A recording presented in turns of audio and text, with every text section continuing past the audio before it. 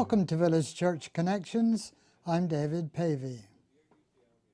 Years ago, Paul Villard told the following heartwarming story, originally published in the June 1966 Reader's Digest.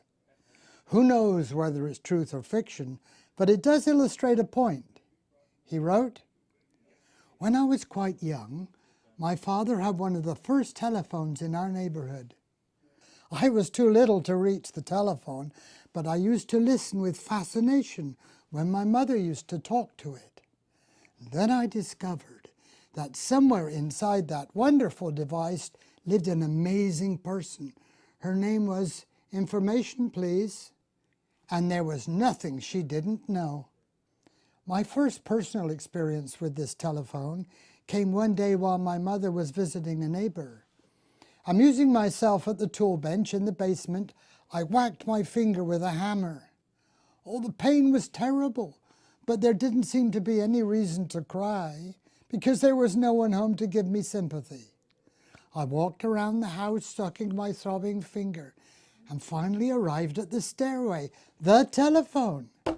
Quickly I ran for the footstool in the parlor and dragged it to the landing. Climbing up, I unhooked the receiver and held it to my ear. Information, please, I said into the mouthpiece that was just above my head. A click or two and a small voice spoke into my ear. Information.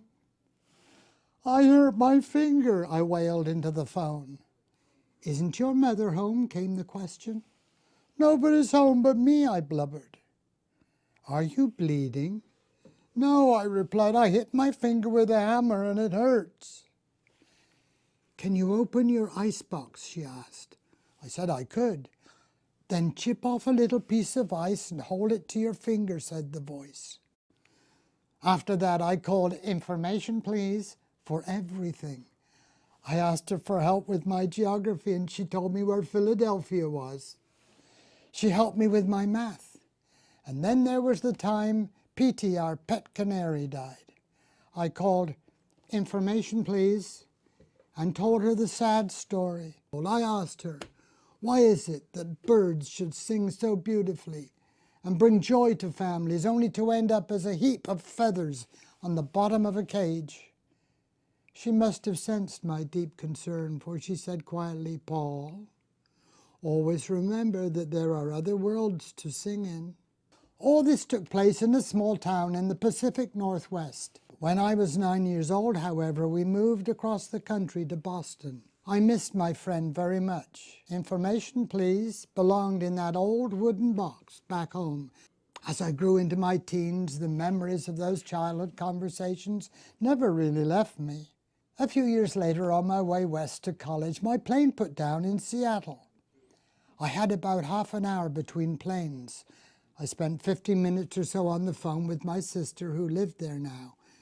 And then, without thinking what I was doing, I dialed my hometown operator and said, Information, please. Miraculously, I heard the small, clear voice I knew so well. Information. I hadn't planned this, but I heard myself saying, could you please tell me how to spell fix? I guess your finger must have healed by now. Oh, I laughed. So it's really still you, I said. I wonder if you have any idea how much you meant to me during that time. I wonder, she said, if you know how much your calls meant to me. I never had any children, and I used to look forward to your calls. I told her how often I had thought of her over the years, and I asked if I could call her again when I came back to visit my sister. Please do, she said. Just ask for Sally. 3 months later, I was back in Seattle. A different voice answered, Information? I asked for Sally. Are you a friend? She said. Yes, a very old friend, I answered. I'm sorry to have to tell you this, she said. She died 5 weeks ago. Before I could hang up, she said, wait a minute, did you say your name was Paul? Yes. Well, Sally left a message for you. Tell him I still say there are other worlds to sing in. He'll know what I mean. I thanked her and hung up. I knew what Sally meant. There's a lesson here. Paul never saw Sally who answered, "Information, please." But she listened to him. She comforted him. She reassured him. She knew the answer to his childish questions. To Paul, Sally was omniscient.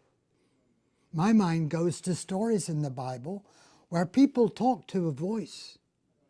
Moses at the burning bush, Samuel in the temple, Elijah on the mountaintop, Saul on the road to Damascus. Call to me and I will answer you, God promised the prophet Jeremiah. Call to me. Pray to your Father who is unseen, Jesus proclaimed.